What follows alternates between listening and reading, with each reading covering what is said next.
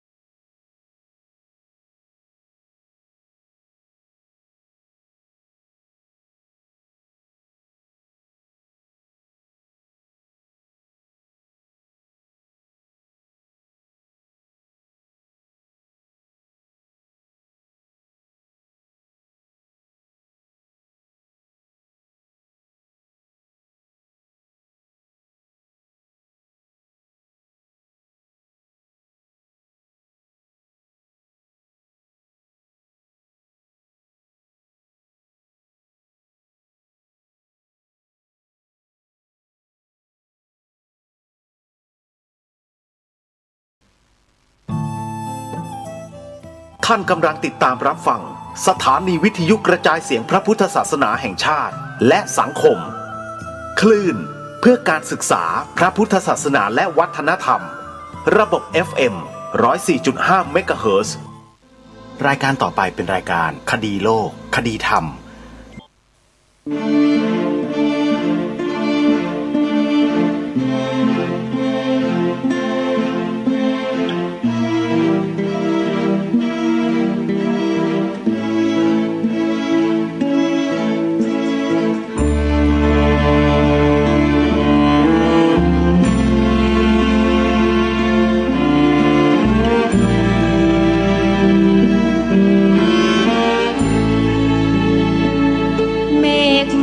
สีเทาลอยล้อมเฝ้าองค์พระธาตุนึกถึงกองทัพอากาศถวายราสดุดีน้อมกล่าวถวายองค์พระมหาธาตุเจดีย์งานศิลป์แขนงใหม่เพิ่งมีเพียงเมืองไทยประสบนิกรรวมทั้งทหารอากาศถวายบุญทั้งชีวาตบุญไทยทุกชาติผนวกไปทับลูกพันไม้แดนฟ้าโรยแสงแดดรำไรแดนที่โปรยข้าวตอกดอกไม้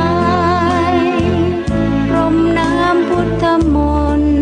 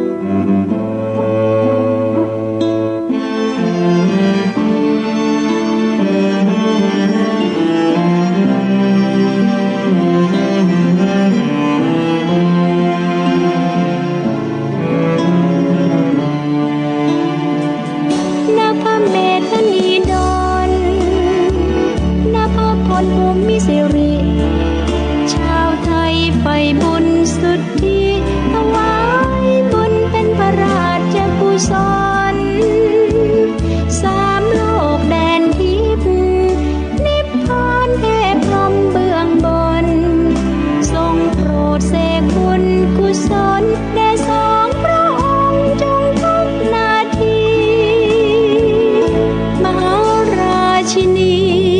ขอพรพระพุทธรำพึงขอชาติมั่งมีที่พึ่งปลอดภัยเหตุร้ายราวีเสด็จทุกครั้งขอพรทุกครั้งทุกปีขอไทยจงอยู่ดีกินดีแต่สักแน่นาทีไม่เคยขอพรเพื่อพระองค์เลย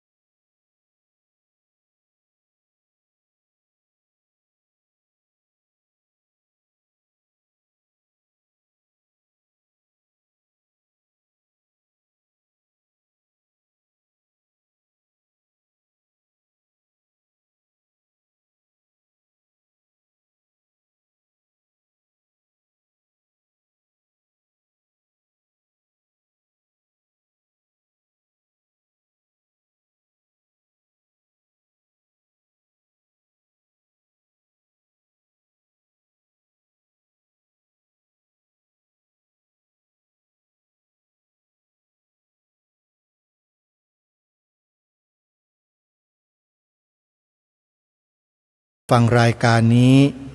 และรายการธรรมะสาระดีๆจากสถานีวิทยุพระพุทธศาสนาแห่งชาติคลื่นต่างๆจำนวน48สถานีได้ตลอด24ชั่วโมงเพียงท่านดาวน์โหลดแอปพลิเคชันวิทยุพุทธศาสนาทั่วไทยนี้ให้สำเร็จในโทรศัพท์ของท่านก็จะได้สดับรับฟังธรรมะสาระที่ดีๆมากมายหลายประการ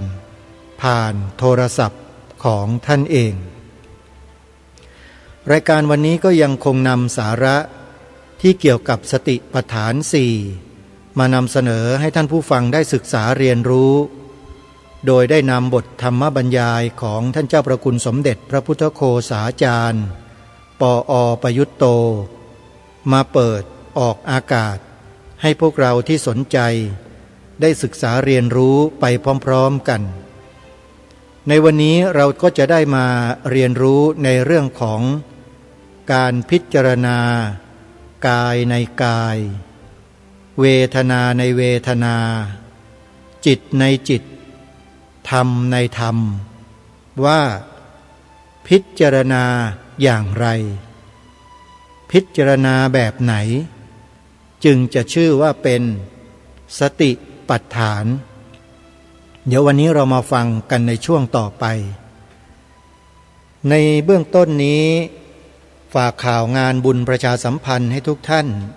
ได้มีส่วนร่วมกิจกรรมดีๆของพวกเราชาวพุทธในวันอังคารที่26สิงหาคมที่จะถึงนี้ขอเรียนเชิญเจริญพรญาติโยมชาวจังหวัดเลยในทุกๆอำเภอไปร่วมกิจกรรมงานหมู่บ้านรักษาศีล5ระดับจังหวัดซึ่งจะจัดให้มีขึ้นณวัดป่าจริยธรรมตำบลนาดอกคำอำเภอนาด้วงจังหวัดเลยในช่วงต้นถ้าหากว่าท่านใดที่จะเข้าไปร่วมกิจกรรมงานบุญดังกล่าวโดยการทำบุญด้วยแรงกายของเราก็ขอให้ติดต่อเข้าไปที่วัดป่าจริยธรรมว่า จะให้ญาติโยมช่วยงานอะไรให้ทำอะไรบ้างโยมก็โทรศัพท์เข้าไปได้เลยเพราะว่าวันที่26นี้งานก็จะจัดอย่างเป็นทางการแล้วเหลือเวลาอีกเพียงแค่สัปดาห์เศษเท่านั้นโยมวัดป่าจริยธรรมนะหมายเลขโทรศัพท์083-227-5700โดยเฉพาะทางวัดได้ทำการประชาสัมพันธ์รับบริจาคโรงทานเพื่อจัดเลี้ยงผู้มาร่วมงานเป็นอาหารกล่องนะโยมเพื่อความสะดวกไม่ยุ่งยากใครจะรับเป็นเจ้าภาพโรงทานอาหารก็ติดต่อเข้าไปที่วัดป่าจริยธรรมได้เลย26สิงหาคมนี้นะงานหมู่บ้านรักษาศีล5ขออนุโมทนาบุญทุกท่านและงานบุญกฐินของวัดป่าจริยธรรมนั้นจะจัดหลังออกพรรษา1 วันซึ่งในปีนี้ตรงกับวันที่8 ตุลาคมนะโยมวัดป่าจริยธรรมจัดงานบุญถวายผ้ากฐินวันที่8 ตุลาคมนะส่วนวัดหนองกายตำบลสันป่ายางอำเภอแม่แตงจังหวัดเชียงใหม่จัดงานบุญกฐิน11 ตุลาคมวัดบ้านปลาคูนตำบลท่าหาดยาวอำเภอโพนทรายจังหวัด101จัดงานบุญกฐิน11-12 ตุลาคมวัดศรีอุดมวงศ์ตำบลศรีสงครามอำเภอวังสะพุงจังหวัดเลยจัดงานบุญกฐิน18-19 ตุลาคมมีเทศน์สอดแจ้งวัดอารามมงคลตำบลยางตลาดอำเภอยางตลาดจังหวัดกาฬสินธุ์จัดงานบุญกฐิน26 ตุลาคมวัดสามชุกตำบลสามชุกอำเภอสามชุกจังหวัดสุพรรณบุรีจัดงานบุญกฐิน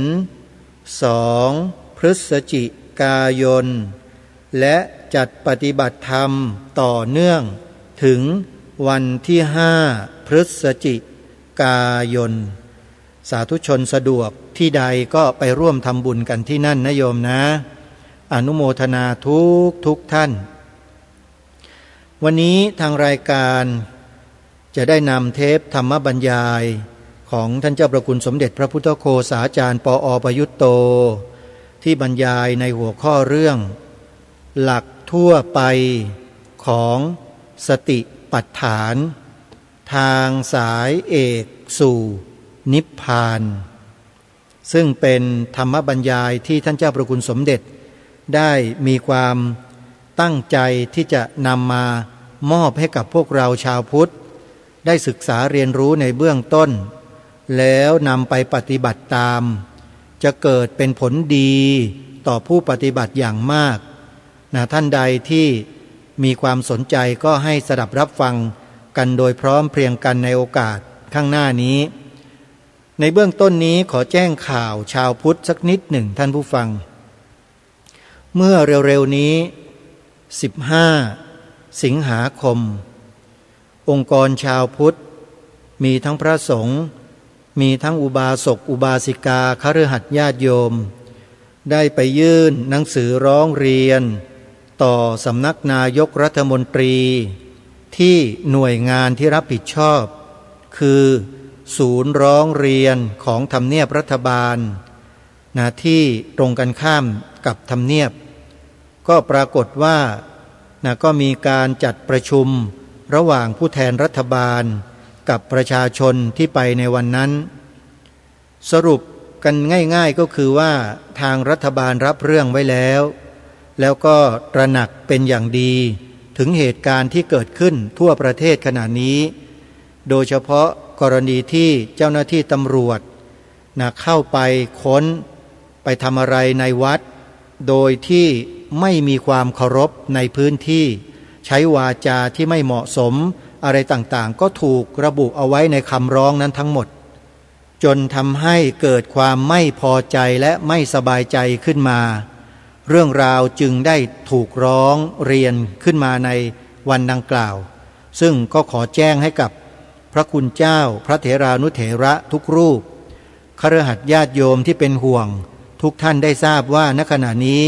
ทางรัฐบาลได้ทราบเรื่องแล้วว่าเกิดอะไรขึ้นก็คงจะนำไปสู่การแก้ไข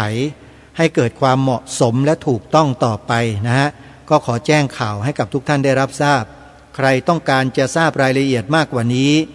ก็สามารถเข้าไปเปิดดูในคลิปของอปพส.ได้ที่ทางรายการแนะนำให้ท่านผู้ฟังพิมพ์เข้าไปสืบค้นแล้วไปดูผลงานของเขากันนะฮะซึ่งก็ได้นำข่าวสารข้อมูลในวันดังกล่าวเนี่ยมาถ่ายทอดอยู่ในช่องของอปพส.ด้วยก็ไปติดตามรับชมกันเดี๋ยวเรามาติดตามรับฟังเรื่องของสติปัฏฐาน4จากท่านเจ้าประคุณสมเด็จพระพุทธโฆษาจารย์ปอ.ประยุตโตกันต่อเนื่องจากเมื่อวานนี้นะฮะโดยเฉพาะอย่างที่กล่าวกับท่านผู้ฟังไปว่าพวกเราที่ปฏิบัติวิปัสสนากรรมฐานกันอยู่โดยมากเนี่ยเรายังไม่เข้าใจคำว่าพิจารณากายในกายพิจารณาเวทนาในเวทนาพิจารณาจิตในจิตพิจารณาธรรมในธรรมนั้นพิจารณาอย่างไรเดี๋ยวเราไปติดตามรับฟังพร้อมๆกันได้นะบัดนี้ตามดูรู้ทันเวทนาในเวทนาทั้งหลายตามดูรู้ทันจิตในจิตตามดูรู้ทันธรรมในธรรมทั้งหลายนี้ก็จะมีการสงสัยว่ารู้กายในกายเวทนาในเวทนาจิตในจิตธรรมในธรรมอย่างไรก็เลยอธิบายกันไปต่างๆนี่ก็เป็นปัญหาอันหนึ่งในฝ่ายของผู้ที่ปฏิบัติที่สงสัยกันอยู่เรื่อยก็ถือโอกาสอธิบายนิดหน่อยในหนังสือ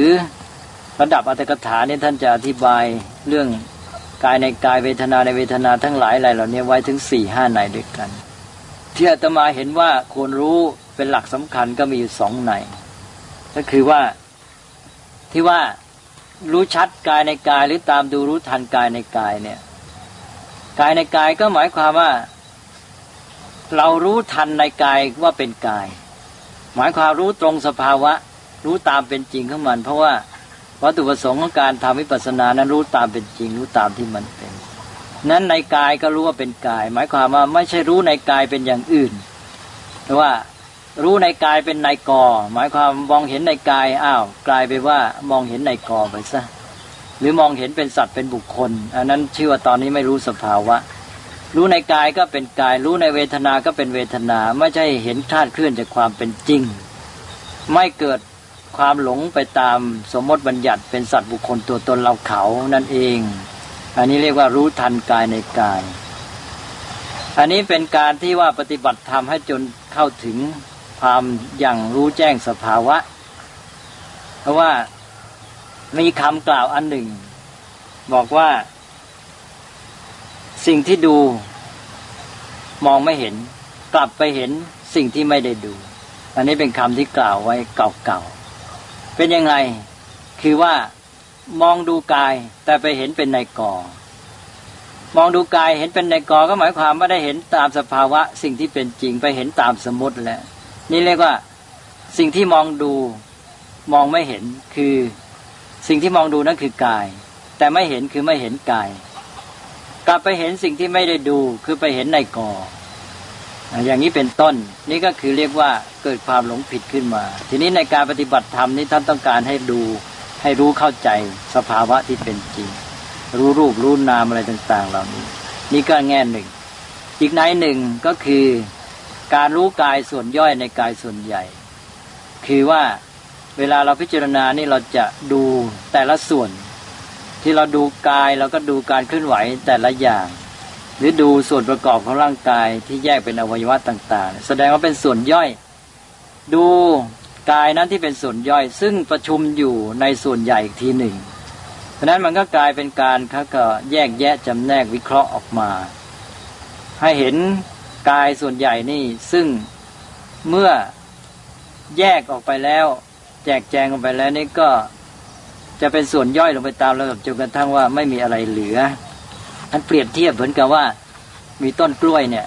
เราลอกกาบออกไปทีละชั้นละชั้นผลที่สุดหมดไม่มีเหลือต้นกล้วยเลยนี่ก็เหมือนกันสิ่งที่เราเรียกว่ากายเรียกเวทนาเรียกจิตเรียกธรรมเนี่ยมันเกิดจากไอ้ส่วนย่อยต่างๆถ้าเราพิจารณาแต่ละส่วนแล้วแยกแยะออกไปก็ไม่เหลือสิ่งที่เป็นตัวสมมติบัญญัตินั้นอันนี้ก็เป็นความหมายอันหนึ่งที่อาตมานำมาชี้แจงให้ฟังนี้ต่อไปก็จะขอพูดถึงหัวข้อย่อยต่อไปจะเป็นหัวข้อย่อยที่3ในเรื่องของหลักการปฏิบัตินี้เป็นแนววิธีกำหนดและวางใจเวลาท่านบรรยายถึงการปฏิบัติพิจารณาต่างๆไปแล้วเนี่ยท่านจะลงข้อสรุปซึ่งข้อสรุปเหล่านั้นก็จะได้มาแยกแยะให้ฟังอีกทีแต่ว่าแนววิธีปฏิบัติกำหนดนี้ลักษณะทั่วไปในการกำหนดพิจารณาเนี่ยเป็นการมองตามสภาวะมองตามสภาวะของสิ่งทั้งหลายตามที่มันเป็นอย่างที่เราเรียกในภาษาอังกฤษว่ามองอย่าง objective ไม่ใช่มองอย่าง subjective มองหรือว่าใช้ภาษาสมัยใหม่อาจจะบัญญัติว่ามองแบบปรวิสัยไม่ใช่มองแบบสกวิสัยคือว่ามองดูสิ่งนั้นทั้งที่เป็นเรื่องของตัวเราการเคลื่อนไหวเป็นต้นเนี่ยโดยไม่เอาตัวเราไปใส่เข้าโดยไม่มีการประเมินค่าไม่มีการวินิจฉัยไม่มีการตัดสินดีชั่วไม่ใส่ความรู้สึกสำคัญมั่นหมายไม่ใส่สิ่งเหล่านี้ลงไปคือมองดูมันเกิดขึ้นมันเป็นไปอย่างไรก็รู้ตามที่มันเป็นอย่างนั้นเท่านั้นไม่มีความรู้สึกเอาเข้าไปเกี่ยวข้องโดยเฉพาะความชอบชังเหมือนกับเราไปดูละครเราดูตัวเองเหมือนเราแสดงละครเราไม่ไปลงเล่นละครด้วยนี่ก็คือว่าตัวเรานี่มาแสดงละครให้เราดูเราไม่ลงไปเล่นละครถ้าเราลงไปเล่นละครเมื่อไหร่ก็เราก็ผิดเมื่อนั้นเพราะนั้นเราดูเขาแสดงดูชีวิตร่างกายของเราเป็นไปจิตใจของเราเป็นไปดูตามความเป็นจริงแล้วก็ข้อต่อไปสังเกตสำคัญก็คือว่านอกจากมองตามสภาวะแล้วก็มองเป็นเรื่องธรรมดามองเป็นเรื่องธรรมดาหมายความว่าให้เห็นในความเป็นไปของสภาวธรรมรูปธรรมนามธรรมมันเป็นอย่างเงี้ยชีวิตร่างกายเป็นอย่างนี้ไม่ใช่มองเป็นของที่ทั้งในทางบวกหรือทางลบซึ่งอันนี้ที่จะต่างจากอย่างสมถะอย่างที่อาตมายกตัวอย่างให้ดูแล้วอย่างในสมถะเนี่ยไปดูซากศพมองเห็นความไม่งามความน่าเกลียดอะไรต่างๆเพื่อให้ใจสงบจากราคะแต่ในที่นี้นั้นมองเห็นเป็นธรรมดามองเห็นว่าชีวิตร่างกายของเราก็เป็นอย่างเนี้ยต่อไปตายแล้วก็แน่นอนก็ต้องมีเน่าเปื่อยผุพังไปมันเป็นธรรมดาอย่างเงี้ยให้รู้เข้าใจความเป็นจริงมองเห็นเป็นธรรมดาแล้วก็นอกจากมองให้เห็นเป็นธรรมดาแล้วอีกอย่างหนึ่งก็คือมองให้ทันความจริงที่เป็นไปอันนี้ก็เป็นลักษณะหนึ่งของการตามดูรู้ทันเพราะการตามดูรู้ทันก็คือตามดูรู้ทันความจริงที่มันกำลังเป็นไปอยู่เนี่ยมองไปให้ทันมันแล้วในที่สุดเราจะเห็นอะไรเราก็จะเห็นการที่ว่ามีสิ่งหนึ่งปรากฏขึ้นสิ่งนั้นหายไปมีสิ่งใหม่ปรากฏมันก็เป็นอย่างเงี้ยแต่การที่มีสิ่งทั้งหลายอยู่ในโลกสภาวธรรมต่างๆเนี่ยที่เราเห็นปรากฏดำเนินชีวิตกันอยู่เนี่ยมองไปแล้วมันก็คืออะไรก็คือความเป็นไปแห่งรูปธรรมนามธรรมที่มันเกิดขึ้นแล้วก็ดับไปเกิดขึ้นดับไปรูปธรรมนามธรรมนี้เกิดขึ้นแล้วต่อไปมันก็ดับไปดับไปแล้วก็มีอันใหม่เกิดขึ้นมาแล้วก็ดับไปอีกการตามดูรู้ทันสภาวธรรมธรรมชาติที่เป็นไปอยู่ตามความเป็นจริงจนทันในที่สุดจะเห็นอะไรก็เห็นการเกิดดับนั่นเองพอเห็นการเกิดดับแล้วต่อไปก็มองเห็นภาวะที่เรียกว่าไตรลักษณ์พอจากการเกิดดับนี้ก็คือไม่คงที่ก็คือการเห็นอนิจจังแล้วเราก็จะเห็นว่ารูปธรรมนามธรรมนั้นถูกความเกิดดับนี้บีบคั้นให้คงอยู่ไม่ได้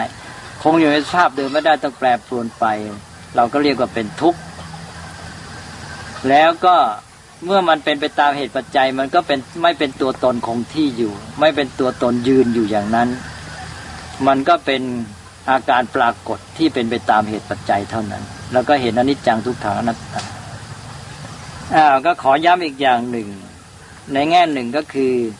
การมองแบบสติปัฏฐานนี้ที่บอกว่าเป็นการรู้จักชีวิตของตนเองหรือเป็นการมาดูตัวเองเนี่ยเป็นการรู้จักและเป็นการดูอย่างชนิดที่เกิดปัญญาไม่เกิดปัญหาแล้วก็ดูไปทั้งโลกดูคนอื่นดูสิ่งที่เรารับรู้ผ่านเข้ามาทางตาหูจมูกลิ้นกายของเราเนี่ยพอเราไปเกี่ยวข้องกับเรื่องอายตนะเนี่ยมันก็คือการเกี่ยวข้องกับโลกทั้งหมดโลกทั้งหมดปรากฏแก่เราที่ไหนก็ปรากฏทางตาหูจมูกลิ้นกายใจของเราเท่านั้นเองเสร็จแล้วจากการที่เราตามดูรู้จักส่วนประกอบในร่างกายของเราในชีวิตของเราในใจของเราเนี่ยมันก็ขยายออกไปเองต่อการรู้สภาวะในโลกทั้งหมดทีนี้การดูรู้จักตั้งแต่ตัวเองลงไปดูตัวเองเนี่ยมันเป็นลักษณะที่อาตมากล่าวเมื่อกี้คือว่าในลักษณะที่ทำให้เกิดปัญญาไม่เกิดปัญหาไม่เหมือนอย่างกับคนปุถุชนทั่วไปที่เวลาคิดคำนึงเกี่ยวกับตัวเองเนี่ยมันไปอีกแบบหนึ่งคนทั่วไปนี่เวลาคิดคำนึงกับเกี่ยวกับตนเองแล้วจะคิดคำนึงแบบปรุงแต่งเป็นการดูตัวเองในภาพวาดไม่ใช่ดูสภาพที่เป็นจริงไม่ได้ดูตัวของเราจริงแต่ดูภาพวาดของตัวเราคนทั้งหลายนี่เวลาคิดถึงตัวเองจะคิดอย่างนั้นมาดูภาพวาดของตัวเองแล้วก็คิดคำนึงเพ้อฝันไปแล้วก็เกิดปัญหาในใจขึ้นมาต่างๆมีฟูยุบมีกิเลสต่างๆเกิดขึ้นมีทั้งบวกทั้งลบแล้วก็มีผลที่สุดก็คือปัญหาความทุกข์ที่เกิดขึ้นก็เป็นอันว่าการดูรู้จักตัวเองในที่นี้มีความหมายพิเศษในแง่ที่ว่าทำให้เกิดปัญญาไม่เกิดปัญหาซึ่งดูได้หลายระดับเป็นการดูตัวเองทั้งในแง่ที่ว่าเห็นกุศลอกุศลธรรมความดีความชั่วที่มีอยู่ในตัวเองด้วยซึ่งทำให้รู้จักเข้าใจตัวเองตามเป็นจริงเพราะอย่างในธรรมานุปัสสนาเนี่ยพิจารณาอย่างกามฉันทะมีในภายในเราหรือไม่มีก็รู้มันเกิดขึ้นดับไปอย่างไรก็รู้พยาบาทอะไรต่างๆความฟุ้งซ่านความหดหู่ท้อแท้เหล่านี้ตามดูรู้ทันหมดทีนี้การที่เราดูอย่างนี้ก็เป็นการรู้จักตัวเองสำรวจตัวเองซึ่งหมายถึงการรู้ความพัฒนาก้าวหน้าของตนเองด้วยนี่คือด้านหนึ่งคือการสำรวจตัวเองในแง่การที่ว่าได้พัฒนาไปแค่ไหนมีกุศลธรรมอกุศลธรรมอย่างไรแล้วก็รู้จักอีกระดับหนึ่งก็คือรู้จักถึงสภาพที่เป็นจริงตามสภาวะที่ว่าชีวิตของเรานี้ก็คือนามธรรมรูปธรรมที่เกิดขึ้นตั้งอยู่ดับไปเปลี่ยนแปลงไปตามเหตุปัจจัยอันนี้ก็เป็นการรู้เข้าใจในระดับต่างๆทีนี้นี่เป็นลักษณะทั่วไปของการกำหนดระวางใจในการพิจารณาสติปัฏฐานก็ขอพูดต่อไปใน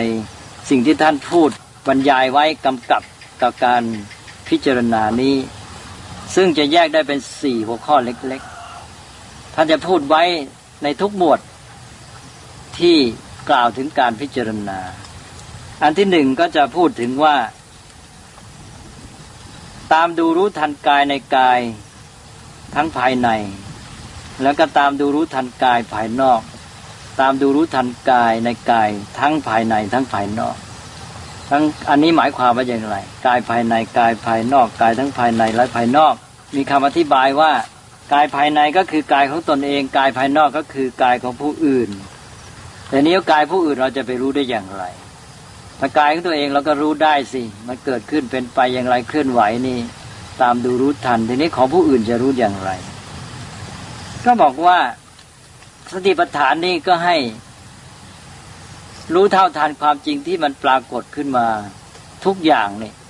เพราะนั้นในชีวิตของเราเนี่ยมันก็ต้องไปเกี่ยวข้องกับสิ่งทั้งหลายแต่คนอื่นไปพบปะพูดจาบุคคลอื่นนั้นก็เข้ามาประสบกับเราทางอายตนะเป็นรูปธรรมเป็นเสียงเข้ามาเราก็ได้ยินเสียงเป็นอารมณ์เข้ามามันก็ปรากฏแก่เราสิ่งเหล่านี้น่ะเราก็จะต้องตามดูรู้ทันเช่นเดียวกันแต่ว่าเราไม่ต้องไปสอดรู้หมายความว่าคือไปรู้เท่าทันเท่าที่เราไปเกี่ยวข้องพบเห็นนึกถึง เวลามันปรากฏแก่เราปรากฏในใจก็ตามปรากฏในการเห็นทางตาได้ยินหูก็ตามก็ต้องรู้ตามที่มันเป็นเนี่ยแล้วทีนี้ว่าถึงว่าคนอื่นๆเนี่ยโดยภาวะของชีวิตโดยความเป็นมนุษย์นี่ก็เหมือนกับเราแล้วถ้าเขามีโลภะที่เกิดขึ้นในจิตใจของเขาแต่สภาวะของมันตัวองค์ธรรมนี่มันก็เป็นสภาวะแบบเดียวกันถ้าเราดูรู้เข้าใจโลภะที่เกิดขึ้นในใจเราเนี่ยโดยความเป็นมนุษย์เนี่ยเราจะเข้าใจคนอื่นด้วยเราจะเข้าใจสภาพจิตคนอื่นเราก็จะเข้าใจองค์ธรรมกิเลสความดีกุศลธรรมอกุศลธรรมที่มีอยู่เป็นอยู่ในตัวเราแล้วก็ที่มันเกิดขึ้นในผู้อื่นก็เช่นเดียวกันอันนี้มันเป็นความรู้ความเข้าใจที่มันเป็นไปได้ทั้งภายในและภายนอกแล้วก็ทั้งตัวเองและผู้อื่นทำให้เข้าใจ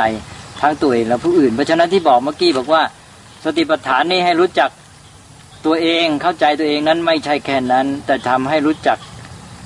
ผู้อื่นด้วยเข้าใจผู้อื่นด้วยแล้วก็คือเข้าใจโลกและชีวิตทั้งหมดในที่สุดนั่นเองเอาละทีนี้ต่อไปส่วนที่สองนี่ท่านจะกำกับไว้เสมอบอกว่าสมุทัยธรรมานุปัสสีวากายสมิงวิหารติวยธรรมานุปัสสีวากายสมิงวิหารติสมุทัยวยธรรมานุปัสสีวากายสมิงวิหารติถ้าเปลี่ยนเป็นเวทนาก็เอาเวทนาสุมาใส่แทนกายสมิงถ้าเป็นจิตก็เป็นจิตเตถ้าเป็นธรรมก็เป็นธรรมเมสุคือหมายความว่าใช้ทุกตอนอันนี้ก็เป็นสิ่งที่ว่าเป็นการรู้ความเกิดขึ้นความดับสลายแล้วก็รู้ทั้งความเกิดขึ้นและความดับสลายอันนี้ได้พูดมาแล้วก็คือว่าการรู้ทันความเป็นจริงที่เกิดขึ้นจนกระทั่งเห็นความจริงที่เป็นไปอยู่ตลอดเวลาซึ่งก็คือการปรากฏตัวของรูปนามที่เรียกว่าการเกิดแล้วก็สลายไปที่เรียกว่าการดับเพราะฉะนั้นในโลกนี้ไม่มีอะไรมีแต่การเกิดขึ้นและดับไปของรูปธรรมนามธรรมทั้งสิ้นถ้าเราดูกันแยกแยะให้จริงแล้วก็จะเห็นอย่างนี้ตั้งแต่การเกิดดับของรูปนามที่มองเห็นเป็นช่วงกว้างเป็นของหยาบจนกระทั่งถึงว่าทุกขณะจิตในร่างกายของเรานี้ก็มีการเกิดดับสลายของรูปธรรมตลอดเวลาในจิตใจของเราก็ทุกขณะซึ่งขณะนี้มันย่อยรวดเร็วยิ่งกว่าวินาทีด้วยซ้ำแล้วก็อันนี้ก็คือการเห็นไตรลักษณ์อย่างที่ว่ามาแล้วเพราะนั้นข้อนี้ก็ข้ามไปนี่ต่อไปอันที่สามที่ท่านกำกับไว้เสมอก็คือข้อว่าอัตถิกาโยติวาปนัสสะสติปัจจุปัตติตาโหติยาวเทวะยานมัตตายะปฏิสติมัตตายะซึ่งแปลความว่ามีสติ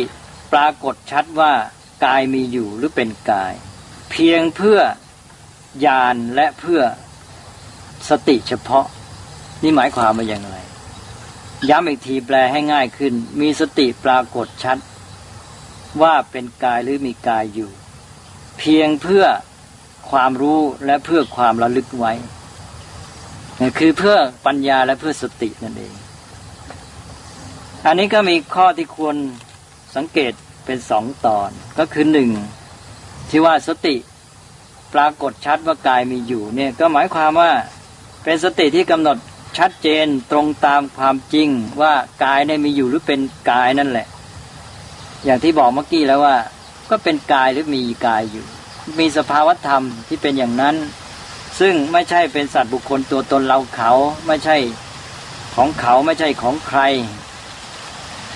อันนี้ก็มีกายไม่ใช่มีในกอแล้วในกรณีเอาละไปรู้อย่างนี้รู้ตามเป็นจริงคือรับรู้ความจริงของสิ่งนั้นตามที่เป็นอย่างนั้นของมันโดยไม่เอาความรู้สึกสมมติและความยึดมั่นสำคัญหมายต่างๆเข้าไปสวมใส่ให้มันอันนี้ก็อย่างที่พูดมาแล้วเนี่ยคนธรรมดานี่เวลาเรามองเรารับรู้ต่างๆเนี่ยเราเอาไอ้สมมติบัญญัติความยึดถือความสำคัญมั่นหมายของเราเนี่ยไปสวมใส่ให้กับสิ่งนั้นเราก็เลยไม่รู้เท่าทันสมมติเราก็ถูกสมมติบัญญัตินี้ครอบงำแต่ถ้าคนรู้ปฏิบัติตามนี้แล้วพอรู้เท่าทันสมมติบัญญัติแล้วใช้สมมติบัญญัติได้แต่ใช้อย่างรู้เท่าทันแล้วไม่ตกอยู่ในอำนาจครอบงำของมันก็เป็นความรู้สองชั้นรู้ในระดับสมมติบัญญัติก็รู้ใช้ได้รู้ในระดับปรมัตถ์หรือตัวสัจจะรูปนามก็รู้ก็เป็นอันว่า ย้ำอีกทีว่ารับรู้ความจริงของสิ่งนั้นตามที่เป็นอย่างนั้นของมันโดยไม่เอาความรู้สึกสมมติและความยึดมั่นสำคัญหมายต่างๆเข้าไปสวมใส่ให้มันเช่นว่าเป็นคนเป็นตัวตนเราเขาเป็นเราเป็นกายของเราเห็นแต่เป็นธรรมชาติล้วนๆอย่างที่บางคัมภีร์ท่านบอกว่ามีแต่ธรรมทั้งหลายเป็นไปก็คือมีแต่รูปธรรมนามธรรมเป็นไปอันนี้นี่เป็นแง่หนึ่งทีนี้อีกอย่างหนึ่งก็คือว่าบอกว่าที่ว่ารู้อย่างนี้นั้นเพื่ออะไรที่รู้ตามเป็นจริงเนี่ยเพื่ออะไรท่านบอกว่าเพื่อเพียงเพื่อญาณและเพียงเพื่อสติเพื่อความรู้และเพื่อสติระลึกเท่านั้นเองอันนี้ก็หมายความว่าไอ้สิ่งที่เรารู้นั้นรู้ตามเป็นจริงไว้เพื่อเป็นข้อมูลความจริงสำหรับรู้เข้าใจและระลึกใช้ประโยชน์เอาไว้ระลึกใช้ประโยชน์ที่แท้จริงของการรับรู้ของเราก็คือสิ่งเหล่านั้นเข้ามาในฐานะเป็นข้อมูลความจริงแล้วเราก็จะมีความเข้าใจต่อมันเราจะต้องรู้เข้าใจตามเป็นจริงนี้เรารับรู้ข้อมูลเหล่านี้เข้ามาในฐานะที่จะทำให้เราจะต้องรู้เข้าใจเกิดปัญญาและอีกอย่างหนึ่งก็คือเมื่อรู้เข้าใจแล้วก็สำหรับระลึกใช้ประโยชน์เอาไว้ระลึกใช้ประโยชน์สิ่งทั้งหลายนี่มีประโยชน์กับเราต้องเกี่ยวข้องต่อไปเราก็ระลึกขึ้นมาใช้ประโยชน์ได้อันนั้นเป็นตัวความรู้ยิ่งเราเข้าใจชัดเจนเท่าไหร่เราก็ระลึกมาใช้ประโยชน์ได้มากเท่านั้นฉะนั้นวัตถุประสงค์ในการรับรู้ของเรานี้ก็คือรับรู้ข้อมูลความจริงเพื่อปัญญาที่รู้เข้าใจชัดแล้วก็เอาไว้ระลึกจะใช้ประโยชน์นี่คือการรับรู้ที่ถูกต้องเพราะฉะนั้นสิ่งที่รับรู้แบบนี้มันจะเป็นคล้ายๆที่ภาษาอังกฤษเรียกว่า naked fact เป็นตัวคอเท็จจริงเป็นความจริงล้วนๆไม่มีความรู้สึกสำคัญมั่นหมายความลำเอียงอะไรต่างๆของตัวบุคคลที่เข้าไปเกี่ยวข้องซึ่งแม้แต่ในเรื่องวิชาการหรือในการดำเนินกิจในการทำงานอะไรต่างๆเนี่ยอันนี้ก็สำคัญมากเพราะว่าคนโดยมากเนี่ยมันมีปัญหาคือรับรู้ข้อมูลอย่างชนิดที่เรียกว่าไม่เป็น naked fact ไม่เป็นข้อมูลความจริงล้วนๆเป็นมันรับรู้โดยผนวกเอาความรู้สึกความยึดมั่นถือมั่นความลำเอียงอะไรต่างๆในใจของตนนี่พอกเข้าไว้ด้วยอันนี้คือปัญหาของมนุษย์ที่ทำให้เรายุ่งวุ่นวายกันในปัจจุบันนี้ตั้งแต่ระดับชีวิตบุคคลจนกระทั่งระดับโลกเลยมันก็คือตั้งแต่ระดับการรับรู้ที่ไม่สามารถรับรู้อย่างที่ท่านบอกว่ากายโยอัตถิกายโยติวาปนัสสะสติปัจจุปฏิตาโหติที่ว่านี่เพียงเพื่อญาณมัตตายะปฏิสติมัตตายะเรารับรู้อย่างนี้ไม่ได้เพราะนั้นสติปัฏฐานนี่ช่วยแม้กระทั่งในการดำเนินชีวิตและในการทำกิจการงานของมนุษย์ในโลกทั้งหมดว่าเราจะต้องฝึกอันนี้ขึ้นมาเมื่อฝึกอันนี้ขึ้นมาแล้วมันก็จะช่วยแก้ปัญหาของโลกและชีวิตของสังคมได้ด้วยไม่เฉพาะปัญหาส่วนตนเท่านั้นอย่างที่ว่าแล้วก็รับรู้ข้อมูลเข้ามาเป็นความรู้ความจริงล้วนๆเพื่อการที่ทำความเข้าใจให้รู้แจ่มแจ้งนี่เป็นเรื่องของการที่ว่ารับรู้เข้ามาแล้วก็ใช้ปัญญาพิจารณาเกิดความรู้เข้าใจชัดเจนแล้วก็เป็นเรื่องข้อมูลสำหรับสติระลึกขึ้นมาใช้ประโยชน์ต่อไปอันนี้อาตมาเห็นว่าคงจะเป็นประโยชน์มากก็เป็นอันว่าสำหรับชีวิตส่วนตัวก็เราก็ไม่รับรู้ข้อมูลเข้ามาลักษณะที่จะเอาไปละเมอเพ้อพกหลงละเมอทำร้ายตัวเองเป็นต้นรับรู้เข้ามาก็ใช้ประโยชน์ได้จริงตามความมุ่งหมายของการรับรู้นั้นต่อไปส่วนที่4บอกว่าอนิสสิโตจะวิหรติณจะกินจิโลเกอุปาทิยติแปลว่าไม่ต้องอิงอาศัยขึ้นต่ออะไรเป็นอยู่อย่างไม่อิงอาศัยที่จริงน่าจะแปลว่าเป็นอยู่อย่างไม่ขึ้นต่ออะไรก็ได้ตอนนี้ท่านบอกไม่ให้เป็นนิสิตอนิสสิโตแปลว่าอนิสสิตอนิสสิตก็คือไม่เป็นนิสิตนิสิตแปลว่าอะไรนิสิตแปลว่าผู้ที่ต้องอาศัยเขาอยู่หมายความว่ายังต้องอาศัยอาจารย์อยู่นี่เป็นเรื่องวินัยนะทางพระท่านในทางวินัยนี่ให้มีนิสัยนิสิตพระที่ถือนิสัยอย่างบวชเข้ามานี่อยู่กับอุปัชฌาย์นี่เป็นนิสิตในภาษาไทยเราก็มาใช้กับผู้เข้าเรียนในมหาวิทยาลัยถ้าไปอยู่หอพักอยู่ในมหาวิทยาลัยก็เป็นนิสิตอะไรทำนองนี้แต่ว่าความหมายเดิมก็คือว่านิสิตก็คือผู้ถือนิสัย นิสัยนั่นก็คือการอยู่อาศัยอุปชฌาย์หรืออาศัยอาจารย์แล้วก็นิสิตก็คือคนที่อยู่อาศัยนั่นแหละก็คือลูกศิษย์ผู้อยู่อาศัยเพราะตัวเองยังไม่มีความรู้เพียงพอที่จะปกครองตนเองก็ต้องเรียนศึกษากับพระอาจารย์นี่เป็นเรื่องของวินัยเรื่องของความเป็นอยู่ในสังคมในระบบการจัดระเบียบสังคมเป็นอย่างนั้นให้เป็นนิสิตในสังคมในวินัยแต่ว่าในทางธรรมให้เป็นอนิสิตไม่เป็นนิสิตให้สังเกตดูว่าท่านบอกไม่ต้องเป็นนิสิตถ้าใครปฏิบัติสติปัฏฐานแล้วไม่เป็นนิสิตไม่เป็นนิสิตคือไม่ต้องขึ้นต่อเขาถ้าเป็นนิสิตยังขึ้นต่อครูอาจารย์ตอนนี้ในทางจิตใจเป็นอนิสิตไม่ขึ้นต่อสิ่งใดนะจะกินจิโลเกอุปาทิยติไม่ยึดมั่นถือมั่นสิ่งใดในโลกอันนี้ก็คือข้อความในส่วนที่สี่อันนี้ก็คือลักษณะที่เป็นอิสระนั่นเองซึ่งถ้าคนที่ปฏิบัติสติปัฏฐานได้ถึงขนาดนี้รู้เข้าใจจิตใจรู้เข้าใจชีวิตตนเองแล้วมันอยู่กับตัวเองได้ซึ่งเป็นปัญหาของยุคปัจจุบันคนจำนวนมากมีปัญหาความว้าเหวในจิตใจใจพร่องใจโหวใจกลวงเมื่อใจกลวงใจโหวใจว้าเหวอ้างว้างก็เลยมีภาวะที่หนีตัวเองอย่างที่ว่าอาตมาได้พูดมาแล้วในตอนต้นซึ่งเป็นปัญหาในยุคอุตสาหกรรมโดยเฉพาะประเทศที่พัฒนาแล้วประเทศตะวันตกนี้คนนี่มีจิตใจอ้างว้างว้าเหวกลวงในแล้วก็อยู่กับตัวเองไม่ได้ไม่มีความสุขเมื่ออยู่กับตัวเองไม่ได้ก็หนีตัวเองไปหวังความสุขจากที่อื่นก็เลยเป็นนิสิตไปแปลว่าต้องขึ้นต่อผู้อื่นความสุขของตนต้องไปฝากไว้ขึ้นต่อสิ่งภายนอกจะขึ้นต่อคนอื่นขึ้นต่อสิ่งอื่นขึ้นต่อรูปรสกลิ่นเสียงอะไรต่างๆภายนอกเพราะนั้นคนที่ปฏิบัติตามหลักสติปัฏฐานก็มีลักษณะที่เมื่อไม่ขึ้นต่อสิ่งใดก็เป็นอิสระอยู่กับตัวเองได้เต็มในไม่หวังเอาจากใครไม่ฝากสุขทุกข์ไว้ที่ไหนๆแต่มีสุขได้ในตนเองตลอดเวลาหรือในอีกในหนึ่งท่านบอกว่าไม่ต้องฝากสุขทุกข์ไว้กับตัณหาและทิฏฐิ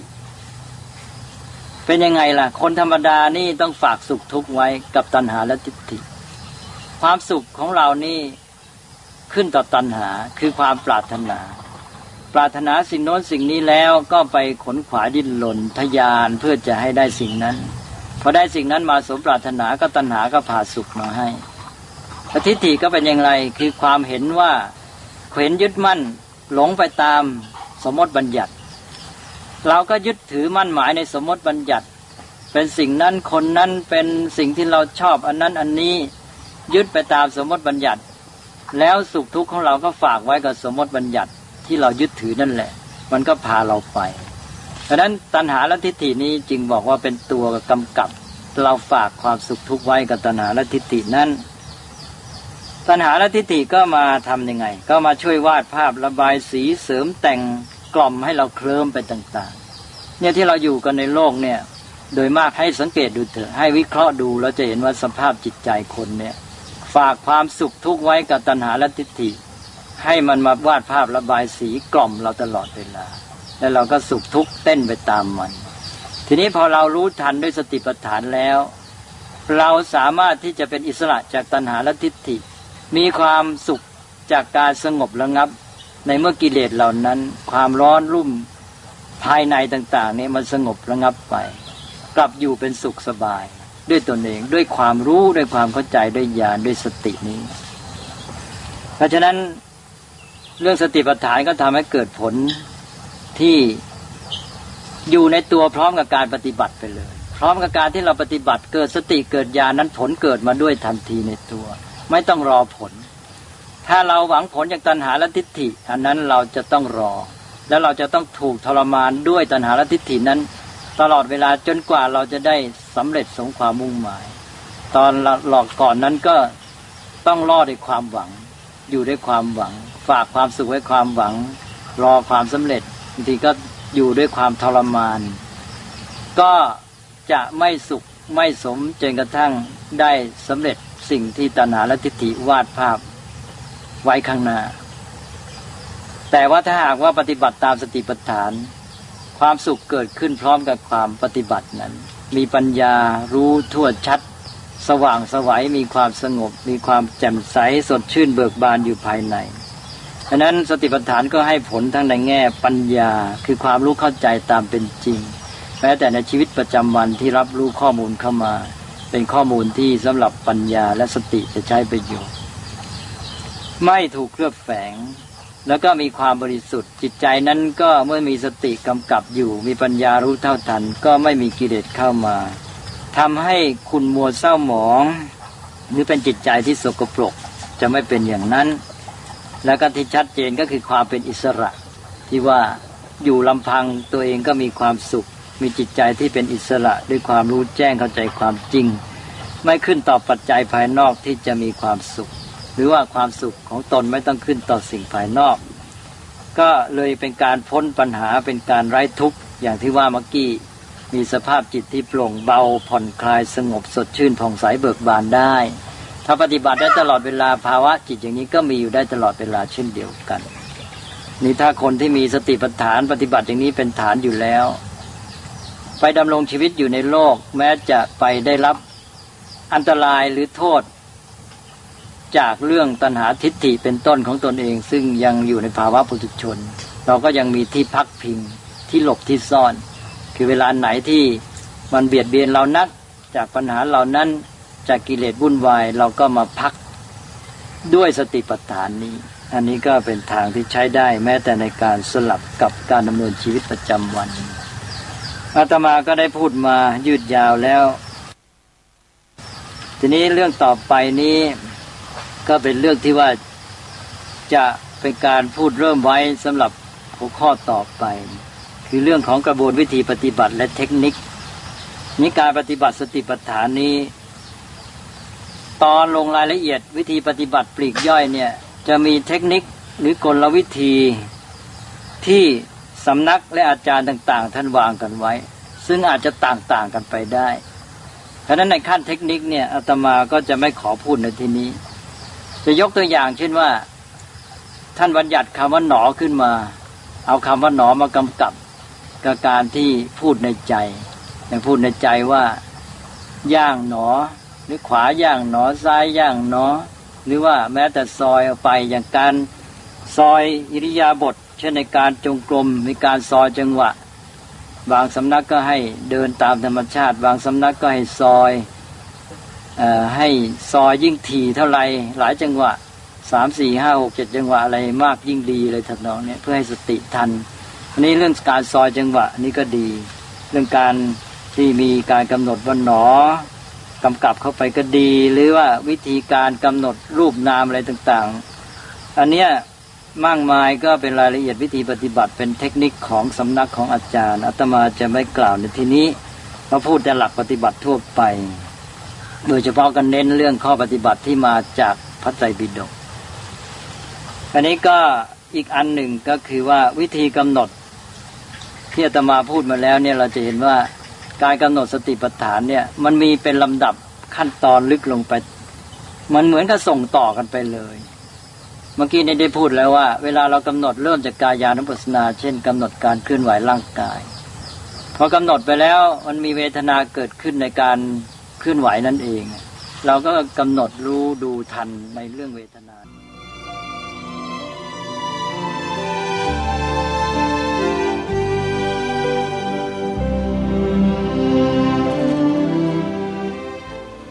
สาธุชนผู้ฟังทุกท่านเวลาของรายการหมดลงเสียก่อนเราเลยไม่สามารถจะฟังให้จบในคลิปนี้ซึ่งเหลือเพียงอีกแค่นิดเดียวเท่านั้นเองเดี๋ยววันพรุ่งนี้ถ้ามีโอกาสก็จะนำมาเปิดตอนที่ท่านเจ้าพระคุณสมเด็จพูดถึงเรื่องของเทคนิคลองมาฟังกันให้จบดูนะว่าท่านเจ้าพระคุณสมเด็จจะบอกพวกเราถึงเทคนิคในการภาวนาสติปัฏฐาน4กันอย่างไรณวันนี้เวลาหมดลงแล้วก็คงจะไม่สามารถสรุปอะไรให้กับท่านผู้ฟังได้ฟังกันได้ก็ขอฝากกิจกรรมที่กำลังจะเกิดขึ้นในวันที่26สิงหาคมนี้งานหมู่บ้านรักษาศีล ของจังหวัดเลยจัดขึ้นที่วัดป่าจริยธรรมตำบลนาดอกคำอำเภอนาด้วงจังหวัดเลยใครจะมีส่วนร่วมด้วยช่วยเหลือสิ่งใดของทางวัดให้ติดต่อไปที่หมายเลขโทรศัพท์083-327-5700ติดต่อไปได้ตั้งแต่บัดนี้เป็นต้นไปนะโยมนะไปช่วยกันเป็นงานที่เราจะต้องรื้อฟื้นให้สังคมเรานั้นได้ศึกษาเรียนรู้ทำความเข้าใจแล้วนำไปปฏิบัติให้ถูกต้องตรงกันคือเรื่องของศีลห้าใครต้องการจะไปร่วมงานก็ยินดีไปดูงานกันได้เลยนะที่วัดป่าจริยธรรมอำเภอนาด้วงจังหวัดเลยวันอังคารที่26สิงหาคมวันนี้เวลาของรายการหมดลงแล้วต้องขอสมมุติยุติไว้แต่เพียงเท่านี้พบกันใหม่ในวันต่อไปขอความสุขความสวัสดีในธรรมแห่งองค์สมเด็จพระบรมศาสดาสัมมาสัมพุทธเจ้าจงปรากฏเกิดมีขึ้นในจิตใจของท่านผู้ฟังทุกท่านทุกคนเทินขอเจริญพรกล้าคิดก็ต้องกล้าทำอย่ากลัวถ้าทำความดีเร่งศึกษาปัญหาให้ทันท่วงทีเมืองไทยจะพัฒนากว่านี้รายการดีๆคดีโลกคดีธรรมขอรำพันบรรยายความคิดเครื่องหมายแห่งสีทั้งสามงามถนัดขาวคือบริสุทธิ์สีสวัสดิ์หมายพระไตรรัตน์และธรรมะคุ้มจิตไทย